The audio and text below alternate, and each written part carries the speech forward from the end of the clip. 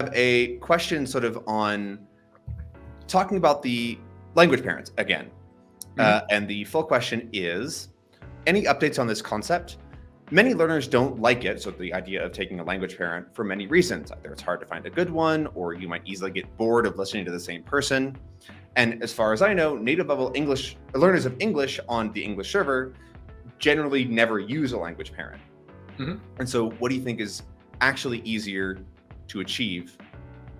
Do you think it's actually easier to achieve sort of that native level sound with or without a language parent now that you've been sort of doing that kind of thing? And then possibly what parts of the roadmap may be outdated on this concept? Yeah, the language parent idea sounds really good in theory. The idea of trying to find a specific person to copy their style of speaking. I think it's a really valuable idea that honestly, we have not seen a huge amount of positive experience for, not a huge amount of negative experience for either, but like you said, a lot of people don't like it. They don't like listening to the same person for a long period of time, or they can't find a language parent that matches them. And I think a lot of the ideas that are in stage 3 right now, we're actually pushing up to stage 4, because when you're just trying to get into the frame of converting your ideas into the language or get into the output process, the things that are currently in stage 3, a lot of them are really more advanced features. So shadowing is actually a pretty advanced skill that is really hard to do beyond just the ability to speak a language. Like, I struggle with shadowing in English, even though it's my native language. And so in terms of developing that intonation and that prosody for a native speaker, the idea of doing that really belongs more in the advanced column, not people who are just starting output. So a lot of the ideas in stage 3 are getting pushed back to later in the process. And I think language parents is one of those as well, because when you're just getting started, when you're just getting started output, you're really, the hard part is converting your ideas into the language. That's where you're going to struggle. The pronunciation, the speaking, the getting your mouth to move the right way, sounding like a native, those are all secondary attributes of your speaking.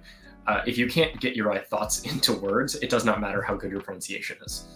So I would say that it's still a good idea, but it's something that should wait until later in the process. And it's something that some people probably never want to do or need to do. I think it's most applicable for people who really want to nail down a very specific native style of speaking. Yeah, I enjoyed it. I never really went hard into a single language parent, but having somebody where I can pick up slang or phrases or, like you said, prosody, it's just been really nice to sort of have almost a source of truth. Whereas if you ever wonder, how do I want to use this word or not? It's like, oh, if this person uses it, then I'll use it, rather than having a mishmash of accents from all over a country or whatever. This is something that I struggled with because I didn't limit myself to a specific dialect when I was consuming content. And so now when I'm talking with Spanish speakers, I will use words from all over the world. And if I'm talking to someone from Mexico, they won't understand the words that I'm using from Colombia or from Spain. And it's it's a weird mishmash of things. So I think that's actually the true value of a language parent, is that it gives you one dialect, or even a very narrow dialect within a bigger dialect, to focus your studies around and make sure that you're using those words and those phrasings that are most natural for that one area.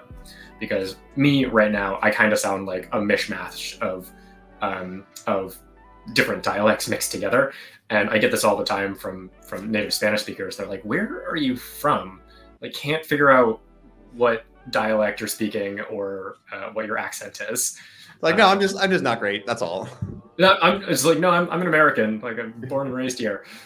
They're surprised by that, but they're also they almost immediately detect that something is off about my Spanish because I'm mixing things. It's strange. Sure. Yeah. Cool. Good question.